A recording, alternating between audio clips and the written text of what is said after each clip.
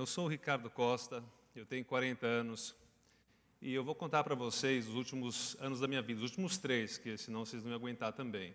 Mas esses 3 anos que eu passei, eu estava preso. Obrigado. Okay. E eu vou ilustrar para vocês, através de uma história, porque isso foi uma coisa muito surreal para mim. Eu vou contar uma historinha. Eu estava sendo deportado de volta para o Brasil e estava assim, só que eu estava melhor vestido, na verdade. Estava terno, gravata, entrando no caminhão, no ônibus até da imigração americana. Então, eu estou entrando no ônibus, sento, na hora que eu estou sentado no meu lugar, eu vejo que tem uma grade separando eu e todas as outras pessoas que estão sendo deportadas. Todo mundo cheio de lama, suado, com fome, com sede, acabaram de cruzar a fronteira, estou lá eu de terno, junto dos guardas, sentado, né? Olho do meu lado, todos os guardas ficaram meus amigos, todo mundo, ei, boa viagem, escreve, liga, boa sorte, valeu, hein? Eu, quieto, né? Olho para trás, todo mundo olhando e gritando, advogado folgado, pegando carona, fora os palavrões. Só que eles não sabiam que eu tinha sido deportado, estava sendo deportado tanto quanto eles, eu era um preso tanto quanto eles. Então isso meio que ilustra quanto surreal foi toda essa minha história que eu passei. Quando eu estava voltando para o Brasil, muitas coisas foram acontecendo, e eu vou contar daqui a pouco. Mas hoje eu não estou aqui para justificar, para me explicar por que eu acho, ou porque, por alguma razão, eu sinto que eu fui injustiçado. Daria um filme, daria um blockbuster, mas hoje eu estou aqui para quê? Eu estou aqui para contar para vocês, pelas experiências que eu passei, pelos sofrimentos, pelas dores, pelas alegrias, pelos aprendizados, e mostrar para vocês como eu transformei toda essa experiência numa coisa muito positiva. Como é que eu transformei tudo isso no que eu passei, no que eu vou passar aqui para vocês hoje. Eu estava voltando para o Brasil, e quando eu cheguei aqui, eu notei que todas as coisas que eu tinha aprendido eram muito maiores do que eu pudesse até ter tido imaginado. E todas elas passaram por experiências que talvez eu tivesse até não olhado muito bem, eu tivesse até me esquecido delas. Mas quando eu comecei a conversar com meus amigos, com minha prima, com meus primos e professores de escola, eu notei que realmente eu tinha ajudado as pessoas de uma maneira que era muito maior do que eu jamais pudesse imaginar. E como é que se deu isso? Eu estava preso. Naquele momento, eu me encontrei destituído de tudo que era mais importante para mim na minha vida.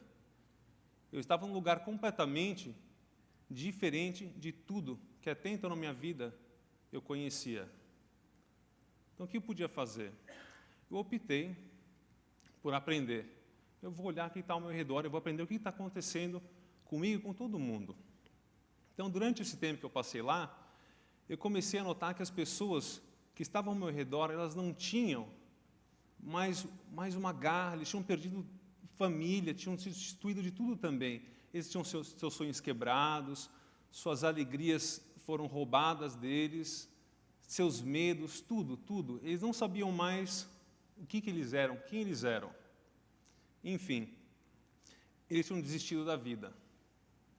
Foi nesse momento que eu percebi que se eu realmente olhasse, eu podia aprender muito com essas pessoas. Eu podia aprender muito, pelo que elas estavam passando, pelo que eu estava passando. E foi nesse momento que eu decidi que eu ia tomar cada dia que eu estava lá como uma lição. E nessa lição, eu ia não só me ajudar, mas ajudar todas as pessoas que estavam ao meu redor. Todo esse tempo que eu passei lá foi muito interessante, além de surreal. E foi um tempo que hoje em dia vamos dizer assim, eu me apeguei de uma maneira muito interessante. Carinhosamente eu chamo esse tempo de meu tempo no SPA. Tá lá. Special Prison of Arizona, a prisão especial do Arizona. Mas com o tempo eu fui aprendendo e ele se transformou um caminho espiritual da iluminação. Mas como é que se deu essa transformação? Essa transformação se deu com o fato de que eu pude observar as pessoas, eu pude olhar e escutar, mas principalmente escutar. E talvez porque meu perfil não se encaixasse nas pessoas que estavam lá, elas se abriam comigo, vinham contar suas histórias, seus sonhos abandonados, suas famílias quebradas, suas falhas, seus medos, até seus crimes. Eu escutava. E naquele momento, eu descobri que eu tinha mais incrível, realmente a coisa mais incrível, além de bonita, possibilidade de ajudar essas pessoas. Foi numa dessas, vamos dizer assim, aventuras que eu tive, escutando essas pessoas, as histórias mais incríveis, que realmente eu pude notar que tinha alguma coisa a mais nessas pessoas, uma coisa maravilhosa, que era o poder que eles tinham de se abrir com alguém que pudesse escutar. Eu vou contar para vocês algumas histórias que eu passei.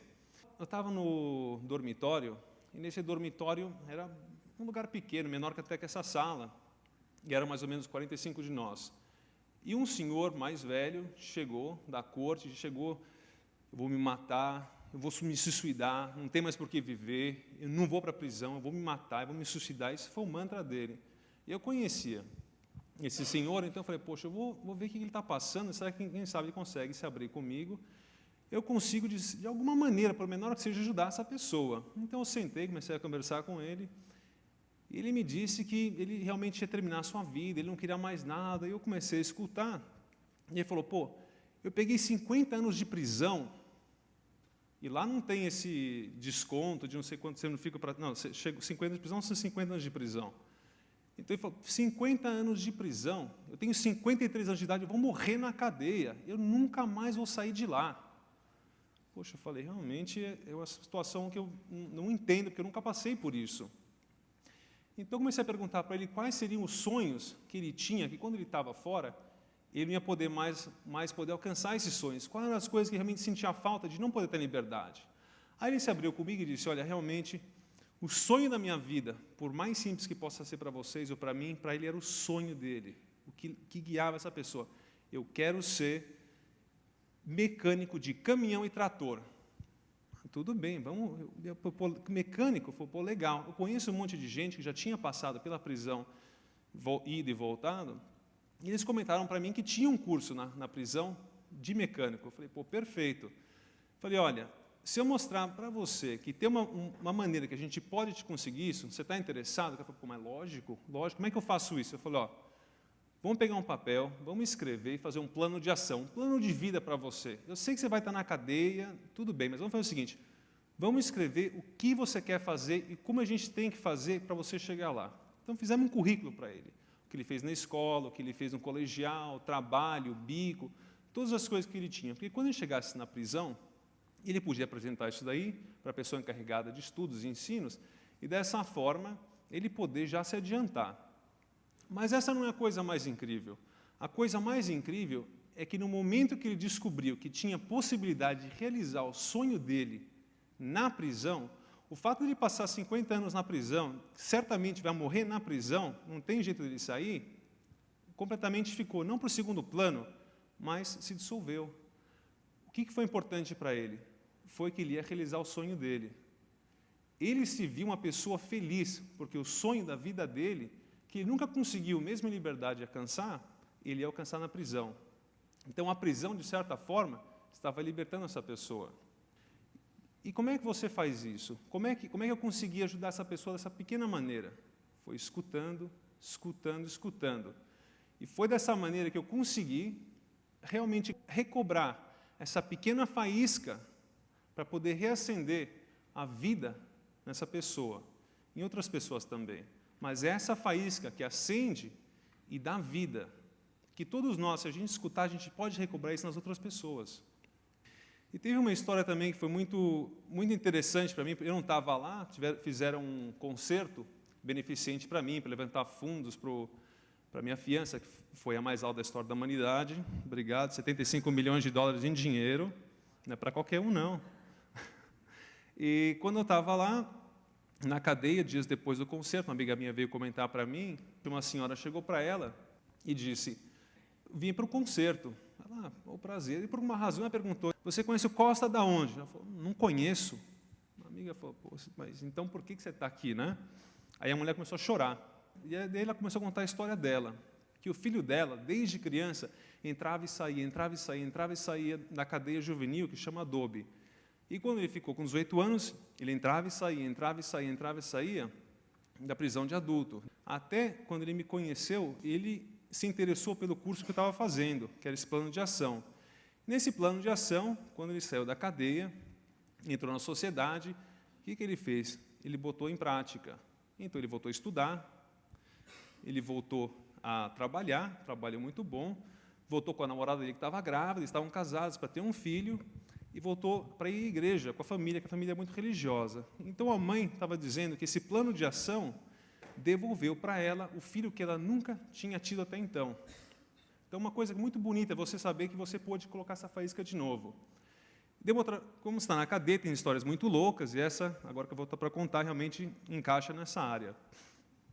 Teve uma pessoa que eu ajudei, e ela ficou extremamente agradecida, ela queria fazer alguma coisa para me ajudar.